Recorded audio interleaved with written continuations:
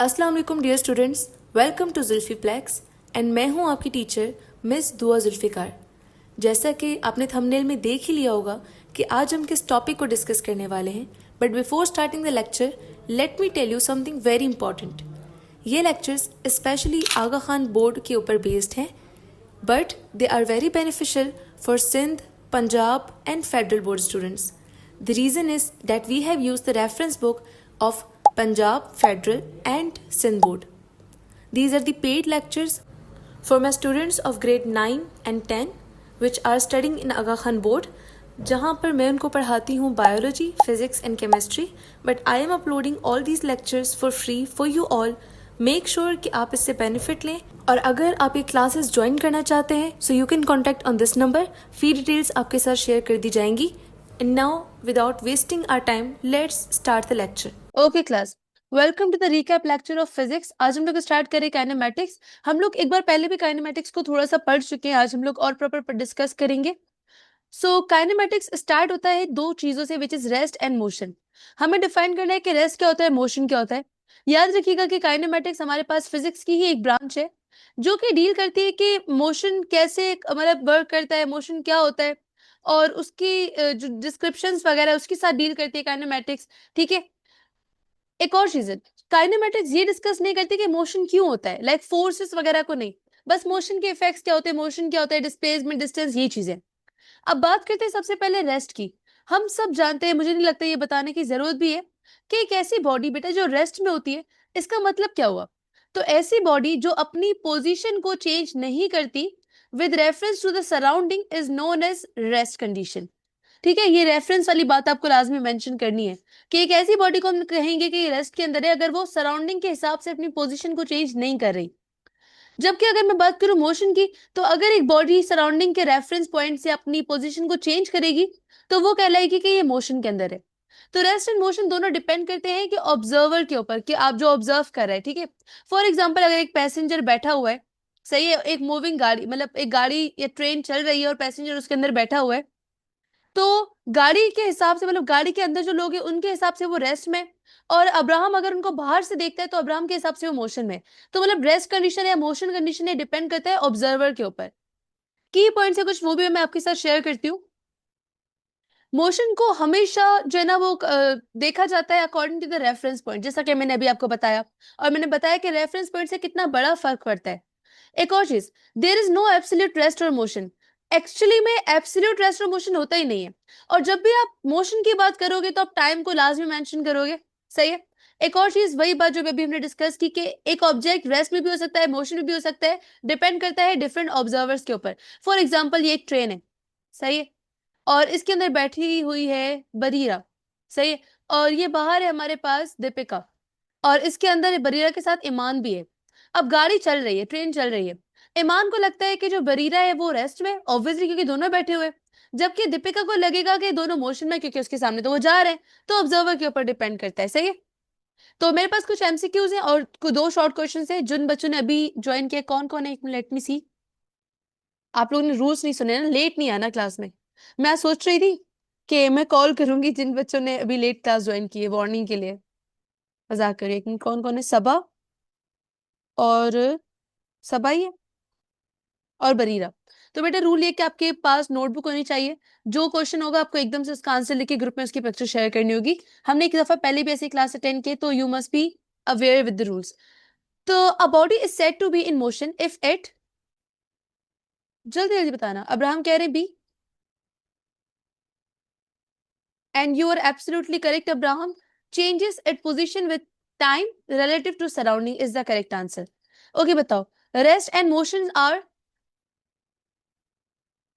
जो पहले बताएगा उसका आंसर कंसिडर करेंगे। ठीक है, very good Iman. Relative concept से दोनों आपस में रिलेट करते हैं। सही है, अब शॉर्ट क्वेश्चन है आपके पास। आप मुझे एक क्वेश्चन करके दिखाओ, उसमें आप मुझे बताओ कि मोशन क्या है और उसकी एक एग्जांपल दे दो। ठीक है, मोशन को डिफाइन करो, मैंने अभी आपको इतनी अच्छी डेफिनेशन बताई थी, उस डेफिनेशन के हिसाब से मोशन को डिफाइन करो और उसकी एक एग्जांपल दो। सो टाइम स्टार्ट्स नाउ।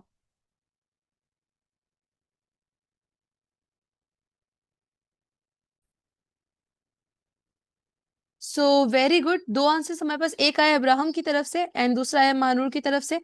तो अब्राहम ने कहा है कि if a body changes its position with respect to time with reference to surrounding, eg car moving on road. Very good Abraham, बिल्कुल परफेक्ट आंसर है आपका। मानूर कह रहे हैं body said to be in motion if it changes position, word missing है मानूर आपकी definition में। If it changes according to its surrounding, तो if it's changes position according to surrounding would be good. Example आपकी अच्छी, क्या person in aeroplane, other person seeing that person from land. सही है, very good, excellent, ठीक है both of you. अब आगे चलते हैं हम लोग, आई होप कि आगे आप लोग और जल्दी जल्दी रिस्पॉन्स करेंगे। तो नेक्स्ट है हमारे पास मोशन की टाइप्स, ठीक है। ये भी हमने एक दफा पहले डिस्कस की थी लेकिन शॉर्टली, तो आज दोबारा पढ़ते हैं, लेट्स सी। हमारे पास मोशन की बहुत सारी टाइप्स होती है। जो मेन टाइप्स होती हैं वो, उनमें आती है सबसे पहले ट्रांसलेटरी मोशन, ठीक है, rotatory motion, the third one is vibratory motion. ठीक है, ये तीनों आपको अच्छे से याद होनी चाहिए। सबसे पहले let's talk about translatory motion. कहते हैं कि ट्रांसलेटरी मोशन के अंदर जो बॉडी है वो एक जगह से दूसरी जगह मूव करती है। सही है। ट्रांसलेटरी मोशन की फिर फर्दर टाइप्स भी है हमारे पास, जैसे कि linear motion, circular motion, random motion, इनकी भी बात करते हैं। फॉर एग्जाम्पल, अगर एक बॉडी हमारे पास अपनी पोजिशन को चेंज तो कर रही है, एक जगह से दूसरी जगह तो जा रही है, लेकिन स्ट्रेट लाइन में जा रही है, तो ये ट्रांसलेटरी मोशन कहलाएगा लीनियर मोशन। लेकिन अगर एक बॉडी है वो सर्कुलर पाथ में मूव करती है, यानी कि सर्कुलर मूव कर रही है, अब अपनी जगह तो चेंज कर रही है लेकिन सर्कुलर पाथवे में, तो ये कहलाएगा सर्कुलर मोशन। अगर एक बॉडी हमारे पास रैंडमली ऐसे ऐसे ऐसे मूव कर रही है, मतलब कोई परफेक्ट डायरेक्शन नहीं है, किसी भी अनप्रिडिक्टेबल डायरेक्शन में वो जा रही है, इरेगुलर डायरेक्शन में जा रही है, तो ये कहलाता है हमारे पास रैंडम मोशन। सही है। तो रोटेटरी मोशन में जो बॉडी हमारी, अच्छा वो ट्रांसलेटरी की बात करी थी, सॉरी। तो ट्रांसलेटरी मोशन में हमारे पास लीनियर, सर्कुलर, रैंडम, ये तीन एग्जांपल्स को डिस्कस किया। बस इतना याद रखिएगा कि ट्रांसलेटरी मोशन में जो बॉडी है वो एक जगह से दूसरी जगह मूव कर जाती है। स्ट्रेट लाइन में करेगी तो लीनियर, गोल पाथवे में करेगी, सर्कुलर पाथवे में करेगी तो सर्कुलर, और रैंडमली मूव करेगी तो रैंडम मोशन। सही है। अब बात करते हैं रोटेटरी मोशन की। रोटेटरी मोशन का मतलब होता है कि अगर बॉडी एक फिक्स जगह पर रहते हुए मूव करती है। तो क्लास आप लोग मुझे एग्जांपल बताओ, कोई भी एक एग्जांपल बताओ रोटेटरी मोशन की जिसमें बॉडी मूव तो कर रही है लेकिन अपने फिक्स पाथ पर, यानी कि एक जगह पे फिक्स है वहीं पर मूव कर रही है। वेरी गुड मानूर, मानूर ने बताया फैन। एक और एग्जांपल हो जाए।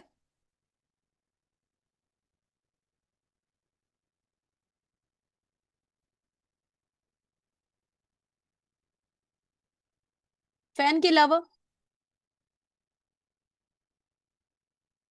Ferris wheel. ईमान आप यकीन करोगे मेरे माइंड में सेम टू सेम यही एग्जांपल चल रही थी, same to same. Very good both of you. ठीक है, तो इसकी एग्जांपल है फेरिस व्हील, क्योंकि उसमें वो एक ही जगह पे होता है और वो रोटेट कर रहा होता है झूला सारा। ओके, तो ये होगी दो टाइप्स। अब आते हैं आखिरी टाइप पे। ट्रांसलेटरी मोशन को डिस्कस किया, रोटेटरी मोशन को डिस्कस किया। अब आता है वाइब्रेटरी मोशन, जिसको हम लोग ऑसिलेटरी मोशन भी कहते हैं। ये अच्छा वर्ड है, आपने याद रखना है। इसका मतलब होता है अगर बॉडी एक ही जगह पे रहते, टू एंड फ्रो मूव करे, यानी कि आगे और पीछे मूव करे, तो इसको हम लोग वाइब्रेटरी मोशन कहते हैं। सही है। तो इस की पॉइंट्स क्या हमारे पास मालूम हुए।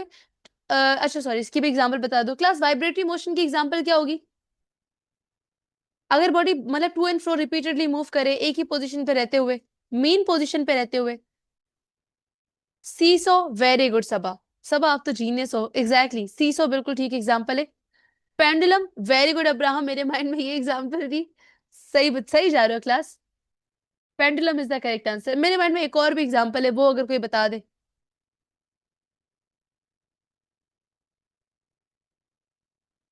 बेल, वैसे ये भी एग्जांपल ठीक है, तो बस फिर तीन लॉक करते हैं। सही है। सीसो, पेंडुलम एंड बेल का करेक्ट आंसर। तो की पॉइंट्स की बात करते हैं। ट्रांसलेटरी मोशन में हमेशा हमारे पास ऑब्जेक्ट का इंटायर डिस्प्लेसमेंट कवर होता है, मतलब उसकी बात करते हैं, उसके बारे में डिस्कस करते हैं कि बॉडी मतलब पूरी बॉडी का डिस्प्लेसमेंट, पूरी बॉडी एक जगह से दूसरी जगह डिस्प्लेस हो जाती है। राइट, तो पूरी बॉडी के डिस्प्लेसमेंट इन्वॉल्व होता है। सेकेंड, रोटेटरी मोशन में सिर्फ एक एक्सिस पे रहते हुए स्पिनिंग होती है, स्पिन होता है। और अगर मैं बात करूं थर्ड वन की, तो ये होगा वाइब्रेटरी मोशन, पीरियोडिक है। कोई बताएगा पीरियोडिक का मतलब क्या है। मानो आप बताओगी। Any one, Deepika. पीरियोडिक का मतलब क्या होता है। कहते हैं कि वाइब्रेटरी मोशन पीरियोडिक मोशन है, मतलब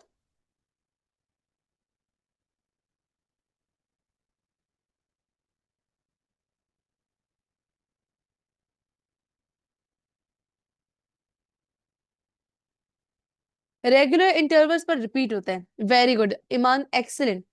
क्योंकि जो पीरियोडिक मोशन है हमारे पास, वो वाइब्रेटरी मोशन जो है वो रेगुलर इंटरवल पे रिपीट होता है, क्योंकि हमने कहा repeatedly to and fro body move करती है, तो वेरी गुड, सही। तो ये थे हमारे की पॉइंट्स। और सर्कुलर मोशन हमारे पास ट्रांसलेटिव मोशन की टाइप है, ये भी हम जानते हैं, linear, circular and random. Okay, सबसे पहला सवाल, the motion of a rotating fan is, एक फैन रोटेट कर रहा है तो इसका मोशन कौन सा मोशन है? महानूर, अब्राहम एंड दीपिका कह रहे सी, एंड सबा भी कह रही C, very good, C is the correct answer, it is rotatory motion. Okay, सही बता देना सबने, ठीक है। क्लास बी नहीं होगा, सर्कुलर ट्रांसलेटरी। और अगर नहीं तो क्यों नहीं? मतलब why you think B option सही नहीं हो सकता, सर्कुलर ट्रांसलेटरी? बहुत अच्छा रीजन है इसके लिए।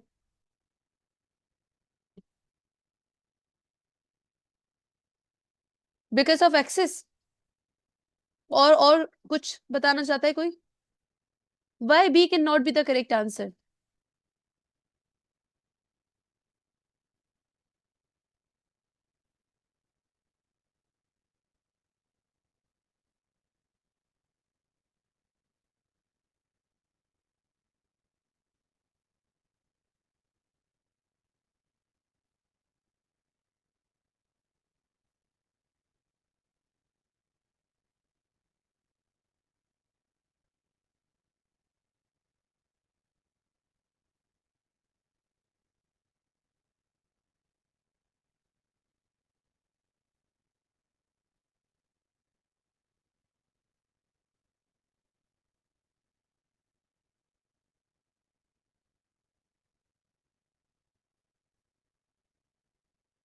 फिक्स एक्सिस की वजह से, फिक्स एक्सिस पर ही है और ट्रांसलेट में पूरी बॉडी मूव करती है, exactly exactly. Class class class, लगता है मतलब कि पढ़े लिखे बच्चे हैं। वेरी गुड, क्या आंसर्स दिए आप लोगों ने आज, एग्जाम्पल एवरीथिंग परफेक्ट। तो अब आते हैं हम लोग आखिरी चीज पर, मतलब लास्ट टाइम से के ऊपर, मोशन ऑफ गैस मॉलिक्यूल्स। ये बताओ, जो हमारे पास गैसेस होती है तो उनके भी मॉलिक्यूल्स होते हैं जो एयर में मूव करती है, तो वो किसकी एग्जाम्पल है? तो अब्राहम, महानूर और दीपिका कह रहे हैं सी, सबा कह रही सी, बरीरा, ईमान, ईमान भी कह रही C, and the correct answer is exactly random motion. ठीक है, वो रैंडमली मूव करते हैं मॉलिक्यूल्स। तो now it's again your time. आपको मुझे बताना है कि लीनियर मोशन में और सर्कुलर मोशन में क्या फर्क होता है, सही है। और आपको मुझे बताना है दो एग्जांपल्स वाइब्रेटरी मोशन की। सो टाइम स्टार्ट्स नाउ, दोनों आंसर साथ में सेंड करना, पहले एक दूसरा फिर बाद में नहीं करना, दोनों साथ करना। इसके लिए भी मैं आपको 2 मिनट दे रही हूँ, जिसने पहले आंसर किए मतलब सेंड किया, फिर हम वहीं पे आगे टॉपिक स्टार्ट कर देंगे। सो हरी अप। तो अब्राहम कह रहे हैं इन लीनियर बॉडी, अच्छा, linear body moves in straight line, सही है। In circular body moves in circular path, ठीक है, ये भी सही है। वाइब्रेटरी के एग्जांपल अब्राहम ने दिए, पेंडुलम, सीसो और बेल। वाह, तीनों से बेनिफिट लिए। लेकिन एक चीज समझ नहीं आई मुझे, जब भी डिफरेंशिएट का कहा जाता है तो हम एटलीस्ट 2 पॉइंट्स में डिफरेंशिएट करते हैं, और कभी भी इस जस्ट मेथड में आपने किया ऐसे नहीं करते, लाइन मेथड में करते हैं, यानी कि सेंटर में कॉलम बना के करते हैं। तो अब्राहम आपका आंसर ठीक है, लेकिन ये और बेहतर हो सकता था अगर आप लाइन मेथड में करते, क्योंकि हमारे पास जब हम चेकिंग के लिए जाते हैं ना कराची, तो मतलब स्क्रीनिंग होती है हमारी उसके लिए, तो उसमें क्या होता है कि जो बच्चा अगर कोई डिफरेंस वाला क्वेश्चन है और वो लाइन में नहीं करते, तो हम उसको मार्क डिडक्ट करते हैं। तो लीनियर मोशन में ऑब्जेक्ट मूव करता है स्ट्रेट लाइन में, जैसे कि कार स्ट्रेट रोड पे मूव करती है, जबकि सर्कुलर मोशन में जो ऑब्जेक्ट है वो सर्कुलर पाथ में मूव करता है अराउंड द सेंटर। ठीक है, ये भी सही है Iman, very good. Guitar, string, bell, सही है, एक्सीलेंट। और किसी का रिस्पॉन्स आया? दीपिका का और महानूर का। महानूर का भी देख लेते हैं। वाह महानूर, लाइन बाद में दी है ना। Moves in straight line, moving in a circular path, vibratory, pendulum, seesaw, ठीक है। Linear path is straight, direction does not change, very good. ये किसका है? ये महानूर का नहीं, दीपिका का है। Verification ID. So excellent. Path is straight, direction doesn't change, path is circular, direction keep changing. Deepika आप जीत जीत गई ये वाला राउंड। 17 और व्हाट्सएप के थे 02 16 17। एक सेकंड देना मुझे।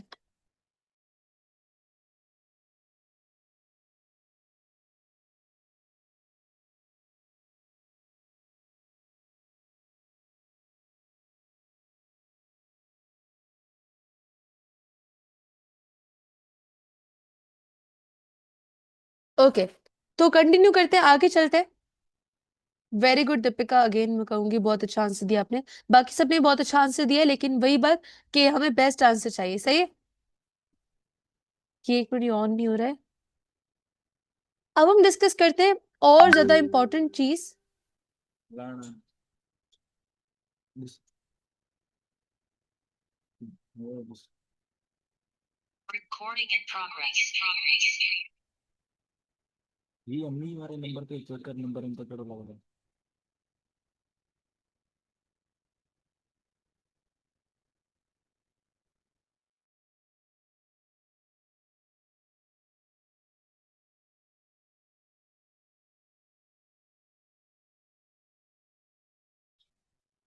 ओके, सो नेक्स्ट टॉपिक है हमारा कुछ बेसिक टर्म्स के बारे में। Let's talk about them. तो बेसिक टर्म से स्टार्ट करते हैं। सबसे पहले आप लोग ये टर्म्स पढ़ भी चुके हो। जी सबा। मेरा कीबोर्ड नहीं चल रहा, तो मैं थोड़ी देर बाद मैं लिख लेती हूँ, फिर मैं आपको बाद में पिक्चर्स भेज दूंगी। ओके सबा, ठीक है। So let's start with some basic terms. हमारे पास सबसे पहले आता है डिस्टेंस। मैं इसको शॉर्टली बताऊंगी क्योंकि हम पढ़ भी चुके हैं और इजी भी है ये। जहां पर मुझे लगेगा ना इस टॉपिक को ज्यादा डिटेल चाहिए, तो वहां पे हम डिटेल में पढ़ेंगे ज्यादा। First of all distance. हमारे पास कोई भी बॉडी, उसका टोटल जो उसने ट्रेवल किया होता है पाथ, उसको हम लोग डिस्टेंस कहते हैं। और ये हमारे पास एक स्केलर क्वांटिटी। तो कौन मुझे बताएगा what does mean by scalar quantity?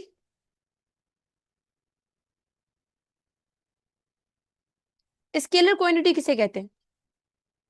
जिसके सिर्फ डायरेक्ट जिसके सिर्फ मैग्नीट्यूड से पता चल जाता है। जिसके सिर्फ मैग्नीट्यूड होता है, डायरेक्शन नहीं होती, आप ये कहना चाहती हो, ऐसा ही? यस। और आप बिल्कुल ठीक कह रही हो। A quantity which only contain magnitude is known as scalar quantity. तो डिस्टेंस की डायरेक्शन नहीं होती, सही है। फिर बात करते हैं डिस्प्लेसमेंट की। हम कहते हैं कि अगर एक बॉडी है, ठीक है, तो फॉर एग्जाम्पल ये रही वो बॉडी, ठीक है, ये इसने मूव किया, यहां से यहां गई पहले बी पॉइंट पर, फिर ये यहां से गई सी पॉइंट पर, फिर ये यहां से आई डी पॉइंट पर, फिर ये दोबारा आ गई ए पॉइंट पर। तो ये जो पूरा डिस्टेंस उसने कवर किया, ए से बी, बी से सी, सी से डी, ये सारा के सारा रास्ता कहलाएगा हमारे पास डिस्टेंस। ठीक है, डिस्टेंस कहलाएगा।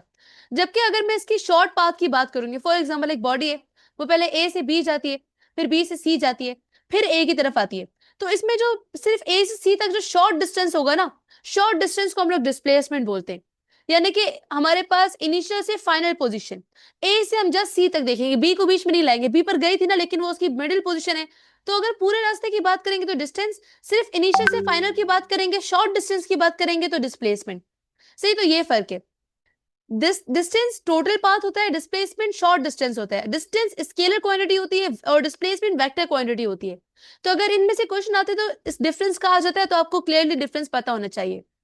अगर हम बात करते हैं स्पीड की, तो rate of change of distance, यानी कि किस किस वक्त के हिसाब से डिस्टेंस चेंज हो रहा है, इसको हम लोग स्पीड कहते हैं। अगर कम वक्त में डिस्टेंस ज्यादा चेंज हुआ है तो मतलब ज्यादा स्पीड है। अगर ज्यादा वक्त में कम डिस्टेंस चेंज हुआ है तो कम स्पीड है। वेलोसिटी की बात करते हैं, rate of change of distance speed कहलाता है, rate of change of displacement velocity कहलाता है। चलो मुझे बताओ, स्पीड और वेलोसिटी में से हमारे पास वेक्टर क्वांटिटी कौन सी है, स्पीड या वेलोसिटी? वेलोसिटी। सबा को दोनों लगता ही, है वेलोसिटी। बस दोनों भी तो हो सकती है। जो आप बोले, दोनों में दोनों। ये मानूर कह रही है, सबा कह रही है, कौन कह रहा है दोनों?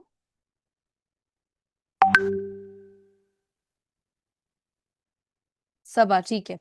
तो मानूर, दीपिका, ईमान कह रही है वेलोसिटी, सबा कह रही है दोनों। और अब्राहम, बरीरा क्लास में हो आप? Velocity. So the correct answer is yes, velocity. Speed की डायरेक्शन नहीं होती है हमारे पास, क्योंकि डिस्टेंस की डायरेक्शन नहीं होती है। तो स्पीड में डिस्टेंस है, जो कि एक स्केलर क्वांटिटी है, टाइम है वो भी स्केलर है, तो स्पीड इसकी वजह से हमारे पास स्केलर क्वांटिटी है। जबकि वेलोसिटी के अंदर हम लोग डायरेक्शन की बात करते हैं, यहाँ पर ब्रैकेट में लिखा हुआ भी है कि velocity includes direction. This is the reason कि वेलोसिटी हमारे पास एक वेक्टर क्वांटिटी है। अब बात करते हैं आखिरी टर्म की, विच इज एक्सेलरेशन। मुझे बचपन में ना इसका नाम बहुत अच्छा लगता था, एक्सेलरेशन, कितना अच्छा नाम है। तो एक्सेलरेशन हमारे पास कहलाता है rate of change of velocity. अब देखो, सुनने वाली बात है, ठीक है, अच्छे से समझना। मिलती जुलती टर्म्स है। हमें जब हम लोग पढ़ते थे ना, हमें बहुत कंफ्यूजन होती थी, लेकिन अब कितना क्लियर है। टोटल डिस्टेंस, टोटल पाथ जो बॉडी ट्रेवल करती है वो डिस्टेंस कहलाता है, स्केलर क्वांटिटी है। शॉर्ट डिस्टेंस सिर्फ इनिशियल से फाइनल तक की बात करें तो ये वेक्टर क्वांटिटी और डिस्प्लेसमेंट कहलाता है। Rate of change of distance speed कहलाता है। Rate of change of displacement velocity कहलाता है। और rate of change of velocity acceleration कहलाता है। सही, तो ये टर्म्स आपको अच्छे से आनी चाहिए। अब कुछ की पॉइंट्स है। स्केलर्स वो क्वांटिटीज होती है जिनके अंदर सिर्फ मैग्नीट्यूड होता है, और वेक्टर्स के अंदर मैग्नीट्यूड के साथ साथ डायरेक्शन भी होती है। डिस्टेंस हमेशा पॉजिटिव होता है, इसका रीजन मैं आपको भी बताती हूँ। डिस्प्लेसमेंट जीरो भी हो सकता है, नेगेटिव भी हो सकता है, डिपेंड करता है डायरेक्शन पे। अच्छा, अब मेरी बात सुनो। फॉर एग्जाम्पल, ये पॉइंट आपको अच्छे से आना चाहिए। एक बॉडी है, वो ए के ऊपर है, फिर वो ए से जाती है बी की तरफ, फिर वो बी से जाती है सी की तरफ, फिर सी से आती है ए की तरफ। तो अब इस बॉडी का डिस्टेंस कुछ ना कुछ होगा। लाइक ए से बी तक अगर 2 मीटर है, बी से सी तक 2 मीटर है, सी से ए तक फिर 2 मीटर, तो भी मतलब इसका 2 2 मीटर करके भी 6 मीटर तक डिस्टेंस तो आया। लेकिन अगर मैं बात करूं डिस्प्लेसमेंट की, बॉडी एक डायरेक्शन में ए की तरफ है, फिर बी की तरफ है, फिर सी की तरफ है, फिर डी की तरफ है। लेकिन अगर हम बात करेंगे शॉर्टेस्ट डिस्टेंस की, तो अगर ऐसा होता है बेटा कि बॉडी मूव करके वापस अपनी ओरिजिनल जगह पे आ जाती है। सही है, दोबारा सुनो। डिस्टेंस में तो हम पूरा नापते हैं ना, डिस्प्लेसमेंट में तो बस इनिशियल और फाइनल देखते हैं।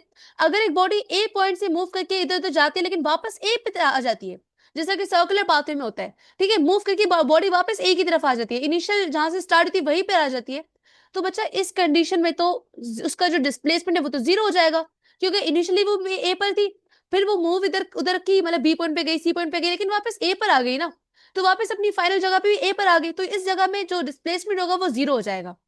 क्योंकि डिस्प्लेसमेंट में हम बीच की पॉइंट्स की बात नहीं करते, सिर्फ इनिशियल और फाइनल की बात करते हैं।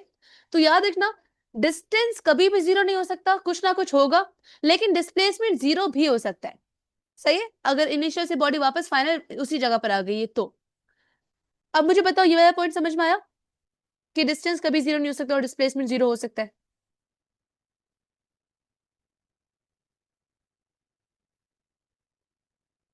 ओके, तो हमारे पास कुछ आखिरी की पॉइंट्स है, याद रखिएगा। डायरेक्शन के चेंज होने से वेलोसिटी चेंज होती है ऑब्वियसली, क्योंकि वेलोसिटी एक वेक्टर क्वांटिटी है। डायरेक्शन चेंज होगी तो वेलोसिटी में फर्क आएगा।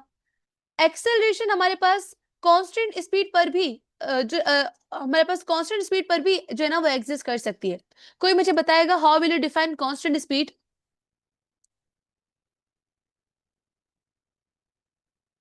कांस्टेंट स्पीड को कैसे डिफाइन करोगे?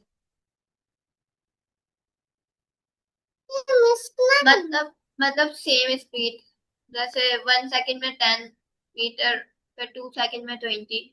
बात आपकी बिल्कुल ठीक है सबा, लेकिन मैंने क्या कहा था, आपके कंसेप्ट अच्छे होते हैं लेकिन आप लोगों को डिफाइन करना नहीं आता है।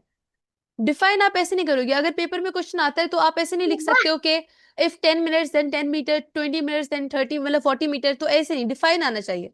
Same speed in equal interval of time when speed remains same in dynamics equilibrium और इन डायनेमिक इक्विलिब्रियम। तो अब्राहम और मानव के आंसर को कंबाइन करके मेरे पास जाके सही आंसर आ रहा है। आप ऐसे बोलोगे, when speed remain constant in equal interval of time, this is called constant speed, ऐसे बोलोगे, ठीक है। तो मेरे पास कुछ एमसीक्यूज है, जल्दी जल्दी बताओ। इन चार ऑप्शन में से आपके अकॉर्डिंग कौन सी क्वांटिटी वेक्टर क्वांटिटी है? मानूर कह रही है सी, सी वेलोसिटी। सबा कह रही सी, दीपिका कह रही सी, ईमान भी कह रही सी। एग्जैक्टली, वेक्टर क्वांटिटी हमारे पास वेलोसिटी है। बताओ एक्सेलरेशन को कैसे रिफाइन करते हैं हम लोग? Acceleration is what?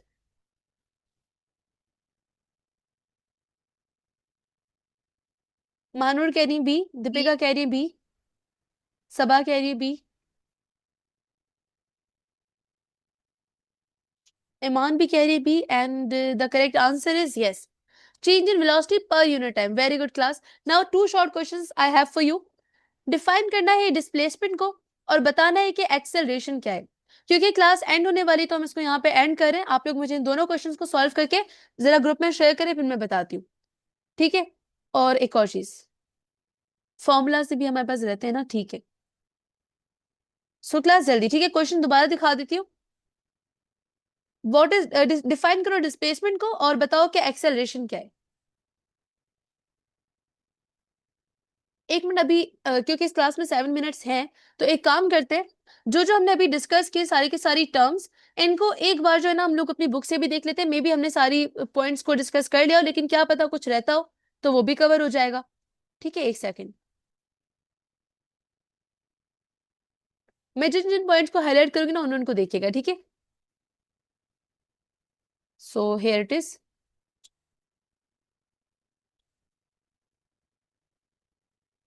Terms associated with motion. तो जैसे कि हमने बात की अभी पोजीशन की, पोजीशन हम सब जानते हैं कि क्या होता है, फिर भी उसको अगर डिफाइन करना हो तो देखो, पोजीशन का मतलब होता है लोकेशन या प्लेस। ठीक है, जिस भी पॉइंट पर बॉडी होती है तो उसको ओरिजिन भी कहते हैं, पोजीशन भी कहते हैं, तो this is called position. Distance का डिस्प्लेसमेंट की बात करें तो अभी मैंने आपको बताया था ना, जैसे ये देखो, एक बॉडी थी, ए पॉइंट पर थी, फिर ए से जाती है वो इस पॉइंट पर डी पर, फिर जाती है बी पॉइंट पर, फिर यहाँ पर आ जाती है। अब अगर बात करेंगे बॉडी के डिस्टेंस की, तो डिस्टेंस पूरा के पूरा होगा, ए से लेके एस तक भी देखोगे, फिर ए से लेके डी बी सारे पॉइंट देखोगे। लेकिन जब आप बात करोगे डिस्प्लेसमेंट की, तो आप शॉर्टेस्ट डिस्टेंस देखोगे, यानी कि डायरेक्टली इनिशियल से final position which is A to B. तो डिस्टेंस और डिस्प्लेसमेंट में ये फर्क होता है, पूरी blue line is the distance and directly A से डी, ए से B final position, initial position, ये कहलाता है डिस्प्लेसमेंट। तो डिस्टेंस की बात करो तो length of a path between two points is called distance, सही है। और डिस्प्लेसमेंट की बात करो तो shortest distance between initial and final position is known as displacement. Speed की बात करते हैं, लेकिन देखो, स्पीड की बात करो तो सबसे पहले होता है यूनिफॉर्म स्पीड। ये अभी जैसे आप लोगों ने डिफाइन किया, कांस्टेंट स्पीड, यूनिफॉर्म स्पीड, एक ही बात है। तो अगर एक बॉडी कवर करती है equal distance in equal interval of time, तो उसको हम लोग कहते हैं कि यूनिफॉर्म स्पीड में। फॉर एग्जाम्पल, एक बॉडी है, आपने देखा कि वो 10 सेकंड में जो है वो 2 मीटर डिस्टेंस कवर करती है, फिर आपने देखा कि वो अगले 10 सेकंड में दोबारा 2 मीटर डिस्टेंस कवर करती है, फिर आपने देखा कि वो अगले दस दस सेकंड में दोबारा 2 मीटर डिस्टेंस कवर करती है। इसका मतलब कि बॉडी 10 सेकंड में 2 मीटर कवर करिए, फिर 10 सेकंड में 2 मीटर, फिर 10 सेकंड में 2 मीटर। तो बॉडी की जो स्पीड है वो यूनिफॉर्म है, स्पीड कांस्टेंट है, स्पीड सेम है। ठीक है, वेलोसिटी की बात करें तो डिस्प्लेसमेंट के चेंज होने से with respect to the time is known as velocity. तो वेलोसिटी का फॉर्मूला भी है कि डिस्प्लेसमेंट डिवाइडेड बाय टाइम। तो ये फॉर्मूला आप ऐसे लिखते हो इसको। और अगर आपको डिस्प्लेसमेंट मालूम करना हो तो देखो, वेलोसिटी का फॉर्मूला क्या है, फिजिक्स की खूबसूरती ये हमारे सर कहते थे कि एक फॉर्मूले में से आप दूसरे फॉर्मूले को डिराइव कर सकते हो। तो वेलोसिटी का फॉर्मूला क्या है, डिस्टेंस डिवाइडेड बाय टाइम। अगर आपको डिस्प्लेसमेंट मालूम करना हो, सही है, सॉरी मैंने डिस्टेंस बोला, डिस्प्लेसमेंट डिवाइडेड बाय टाइम। और अगर आपको डिस्प्लेसमेंट मालूम करना है तो फॉर्मूले में से डी को निकाल दो, तो डी हो जाएगा और यहाँ पर बी टी मल्टीप्लाई में हो जाएंगे। सही है, इसमें से मैं आपसे क्वेश्चंस पूछूंगी। वही बात, यूनिफॉर्म वेलोसिटी क्या होती है भाई, तो वही बात, अगर इक्वल इंटरवल ऑफ टाइम में बॉडी सेम वेलोसिटी से जा रही है तो ये कहलाएगी यूनिफॉर्म वेलोसिटी। स्पीड होती तो स्पीड, वेलोसिटी है तो वेलोसिटी। फॉर्मूला हमारे पास सेम रहेगा। स्पीड का फॉर्मूला क्या था, distance divided by time. Velocity का फॉर्मूला क्या था, डिस्प्लेसमेंट डिवाइडेड बाय टाइम। तो ये कुछ इसकी एग्जांपल्स वगैरह को भी डिस्कस किया हुआ है, ठीक है। एक्सेलरेशन की भी बात हमने की कि एक्सेलरेशन का मतलब होता है rate of change of velocity of a body. ठीक है, जब बॉडी की वेलोसिटी चेंज होती है, तो अच्छा मिस इसको हम कैसे फाइंड आउट करते हैं, एक्सेलरेशन का फॉर्मूला क्या है। तो देखो, वेलोसिटी के अंदर चेंज कैसे फाइंड आउट होगा, कोई बताना चाहता है। How can you find out कि वेलोसिटी में कितना चेंज आया है। यानी कि हम जानते हैं कि जब वेलोसिटी में चेंज आएगा तो ये एक्सेलरेशन कहलाएगा, लेकिन कैसे चेंज मालूम करेंगे वेलोसिटी के अंदर, ये बताओ।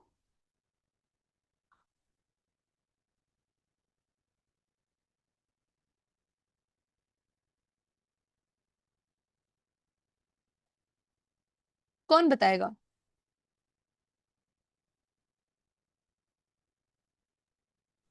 मैग्नीट्यूड और डायरेक्शन चेंज होने की वजह से चेंज होगी वेलोसिटी, तो पता चल बात जाएगा। सही है सबा, लेकिन क्या आपने सवाल सुना।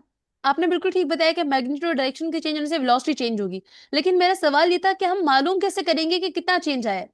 तो किसने फाइनल आंसर दिया, velocity minus initial velocity. Exactly, very good Abraham. Abraham ने भी आंसर किया था कि फाइनल वेलोसिटी में से इनिशियल वेलोसिटी को माइनस कर देंगे तो ये कहलाएगा हमारे पास चेंज, जिसको हम डेल्टा डेल्टा कहते हैं। तो वेरी गुड, यहाँ पर लिखा हुआ भी है।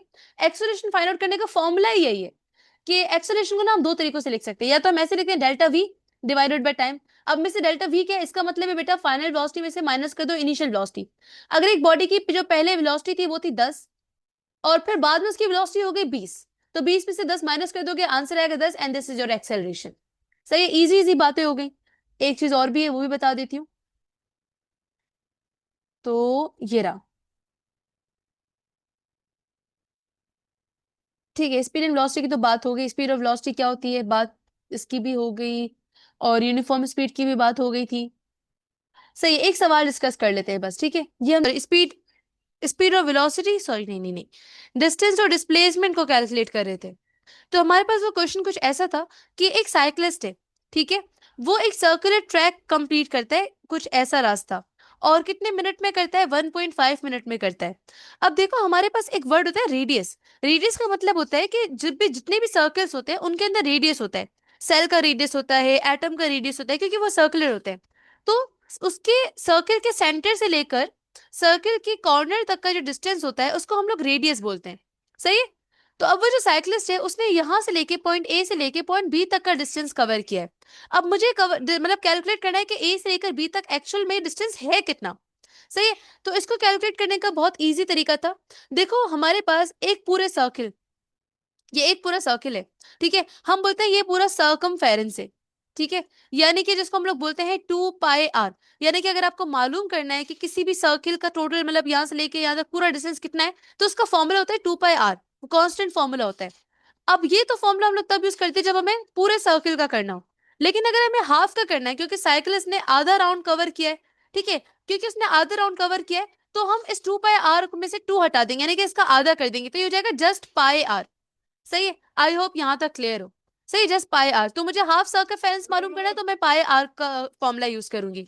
तो जस्ट सिंपली मैंने क्या किया, डिस्टेंस के लिए पाई की वैल्यू कांस्टेंट होती है विच इज 3.14 वो लिखी, और रेडियस हमें सवाल में गिवन था विच इज 318 मीटर, तो मैंने 318 मीटर लिखा।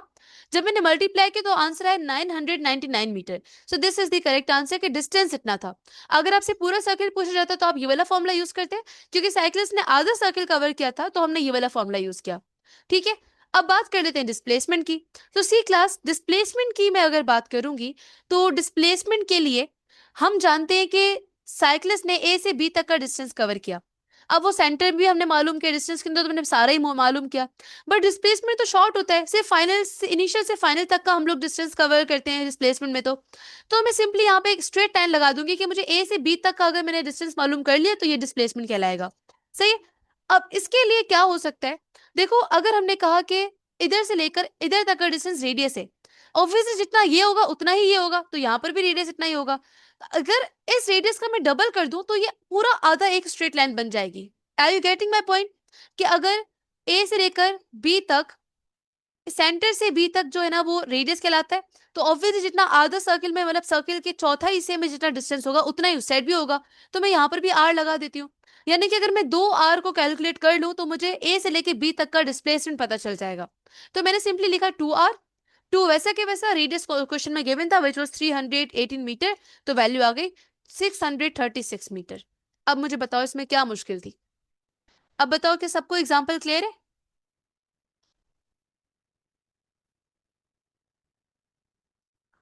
किसी का कोई भी डाउट? वेरी गुड, महानूर को क्लियर है, ईमान को भी क्लियर है। बाय द वे यहाँ पर ये लिखा हुआ भी है, मैं आपको पता है जो ये वाला लेक्चर है ना हमारा, इसको मैं आज अपलोड करूंगी तो मैं आपके साथ वो शेयर कर दूंगी, आप वहां पे देख सकते हो। ठीक है। अब से हमारी जितनी भी क्लासेस होंगी ना उनके लेक्चर्स अपलोड होंगे साथ साथ, तो इसकी वजह से आपको हेल्प हो जाएगी।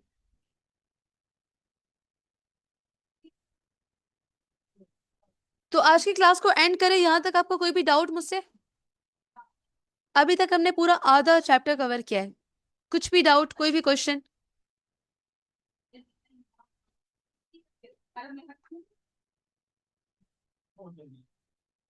नो।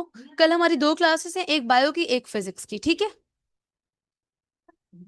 फिजिक्स में हम लोग पढ़ेंगे एक ये इक्वेशंस और ग्राफ्स पढ़ेंगे, सॉरी, और बायो में हम लोग एंजाइम्स पढ़ेंगे। So that's all for today class. Allah Hafiz.